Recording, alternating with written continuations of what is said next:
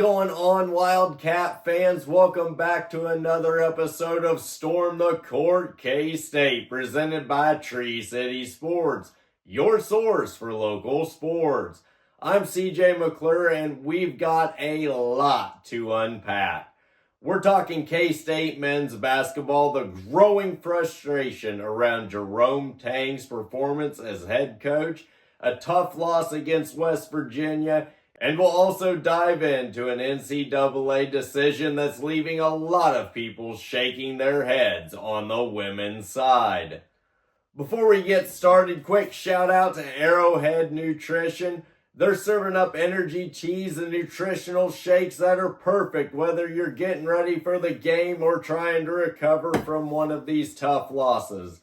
You'll want to make it a part of your morning routine the way that it is mine. And thank you again to Arrowhead Nutrition for sponsoring all things Storm the Field.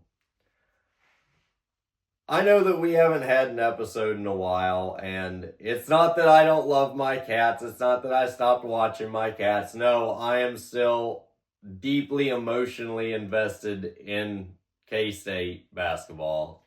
I know it's sad, and honestly, for me, it's hard to put into words just how we are all feeling about the state of K-State men's basketball right now. But I think that this episode might help clear some of that up, because this is about what we're all saying. Like, this is not just how I feel about it. This is a collective of what almost all K-State fans around the world are saying right now.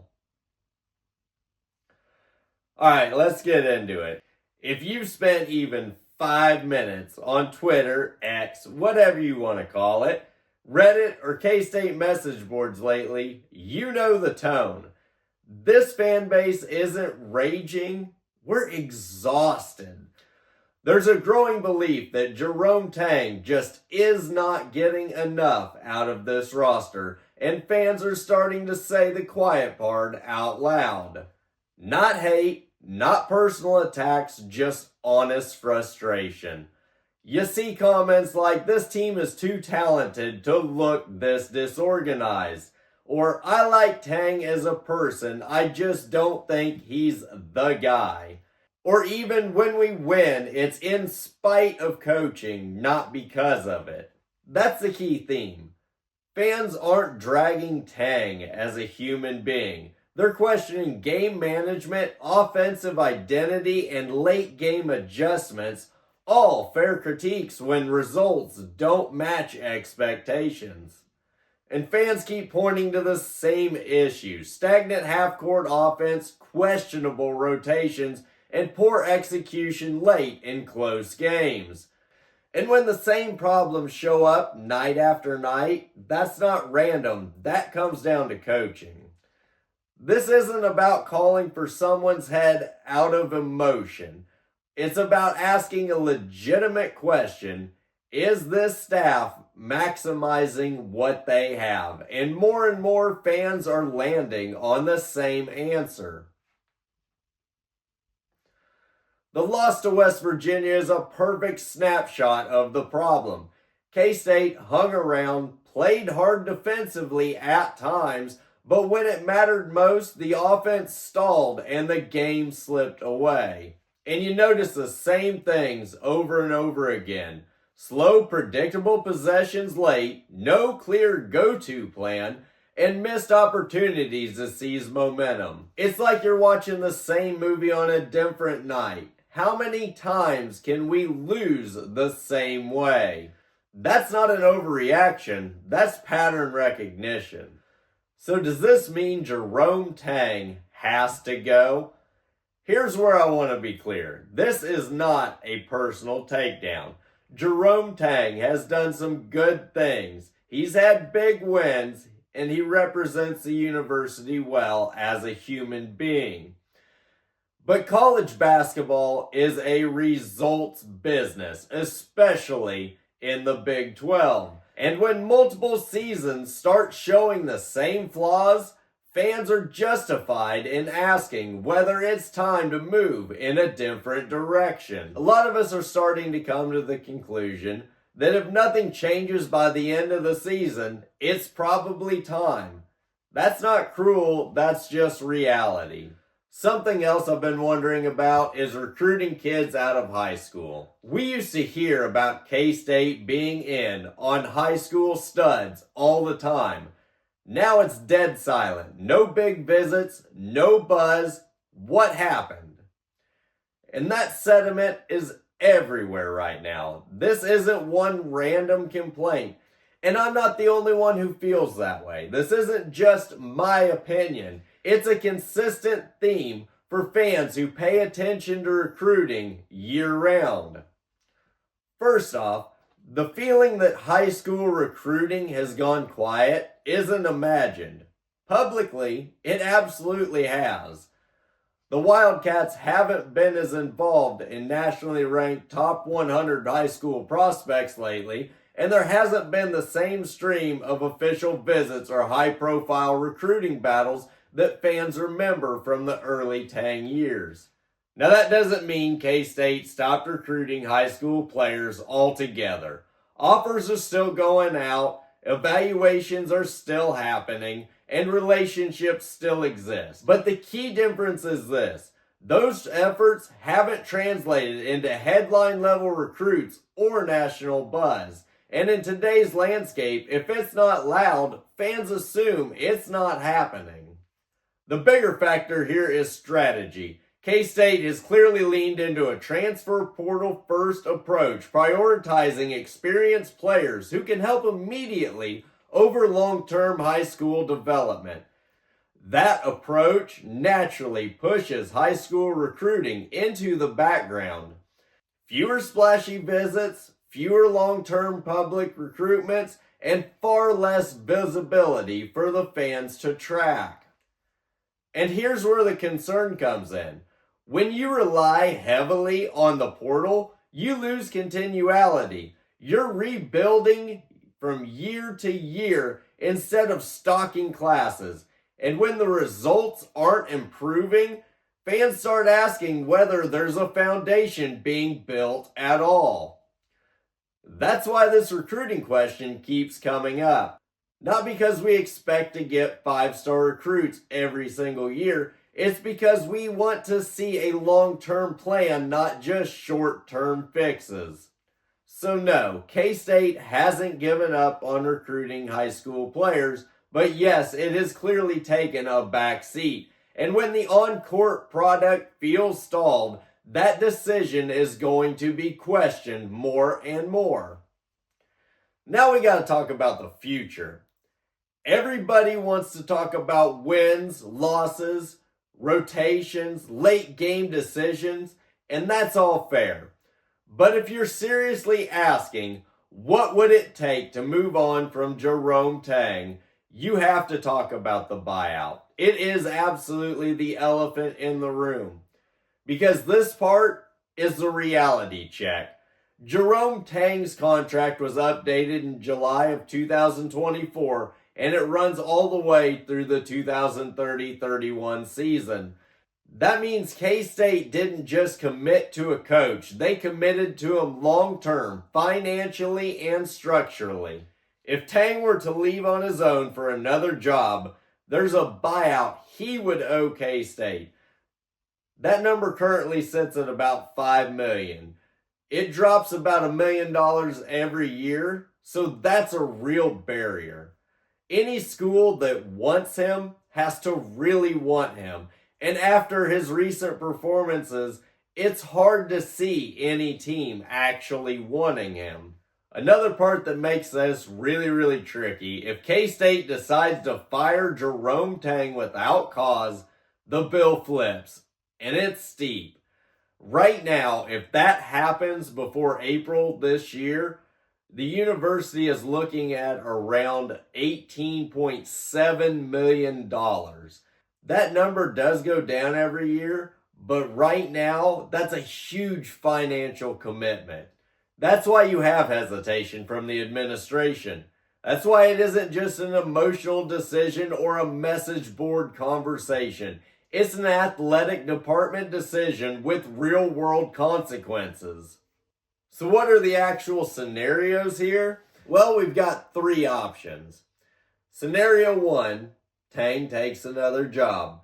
That's the cleanest exit. K-State doesn't pay a dime. In fact, they get a few bucks on the return. But the timing and interest has to be there. You have to have some other team that has interest in hiring Jerome Tang and is willing to pay that buyout. The second scenario is that K-State decides to cut their losses and just pull the plug. It's the most direct move, but it's also the most expensive. And that's why it's not happening on impulse or emotion alone. The third scenario is you let the clock work for you. As the contract ages, the buyout drops and the risk shrinks. That's why timing keeps coming up, because patience changes the math, whether we like it or not. Now here's the other side of this that deserves to be said. There are reasons why moving on sooner rather than later could be beneficial. First, program momentum matters. College basketball is a confidence economy. Recruits, transfers, assistants, donors, all of it. When a program feels stagnant or directionless, people stop leaning in, and once that perception sets in, it's hard to revive. Second, NIL and donor support don't operate on crazy faith. Donors want to feel like their money is fueling progress, not just keeping the program afloat. If the program feels dead in the water, that enthusiasm dries up fast, and people don't keep writing checks just to tread water. And third, there's the opportunity cost. Every year you wait is another year where roster turnover, recruiting cycles, and staff continuality are affected. Sometimes waiting for the buyout to shrink means losing time you can't get back competitively. So when you hear fans say at some point you have to rip the Band-Aid off, that's what they're reacting to. Not emotion, but fear of stagnation. This isn't just basketball anymore. It's basketball plus finance plus credibility plus donor confidence in your program. And whether you think the answer is now or later, that balance between money, momentum, and belief in the direction of the team is what's driving this entire conversation. Which brings us to NIL, because money matters here. In today's college basketball landscape, NIL isn't supplemental anymore, it's foundational, and K-State has not been timid. The Wildcats have committed significant NIL resources to the men's basketball team, having a top 25 roster in the entire nation. PJ Haggerty, one of the most high-profile transfers this offseason, agreed to an NIL package reported to be worth around $2.5 million, including a base value and incentives.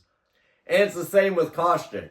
The international standout reportedly signed a deal in the similar range, making it one of the largest NIL commitments in program history, which is very questionable considering the fact he hasn't seen the floor most of this season and has been riding the bench. And it's not because he lacks talent. Kostick is a prolific three-point shooter and could really help this offense down the stretch. And previous roster additions like Coleman Hawkins were also tied to seven-figure NIL agreements, reinforcing the same point. K-State has been aggressive and competitive in the NIL marketplace, but that money has to pay for production on the court. When you stack multiple multi-million-dollar player deals together, it's clear this program is heavily invested financially in winning right now. That's why fans are asking a fair question. Not emotionally, not irrationally, but logically. If we're spending at this level to build a roster, why aren't the results matching the investment? That question doesn't come from entitlement. It comes from expectations created by the money we are spending on this roster. Now let's shift to something that actually deserves universal outrage. The NCAA's handling of the Tess Heel situation on the women's side. Heel signed with an overseas team that doesn't even begin play until after the college season ends, and yet she's being punished and held out. Fans across the country, not just K-State fans, see this for what it is. Another example of the NCAA penalizing athletes for planning their futures. This isn't about competitive balance, this is about bureaucracy, and it's costing K-State a player who should absolutely be on the court right now. Alright, I think I'm done with the ranting and telling y'all how I feel about all this. We're just going to go into where we're landing after hearing my thoughts. The men's program is underperforming relative to expectations. Jerome Tang's coaching decisions are increasingly under scrutiny. Financial realities like a buyout matter, whether we like it or not. When you factor in major NIL investments with inconsistent results, we are justified in asking hard questions. And on the women's side, the NCAA continues to fumble common sense situations that hurt athletes and programs alike.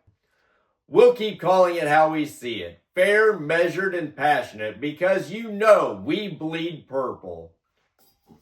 Huge thanks again to Arrowhead Nutrition for sponsoring the show. If you need a boost before tip-off or something solid after a tough loss, their Energy Teas nutritional shakes have you covered. You want to make it a part of your morning routine the way that it is mine. Well, I guess that's it for this episode of Storm the Court K-State, presented by Tree City Sports, your source for local sports. I'm your host, CJ McClure. Y'all take care now. Go Cats!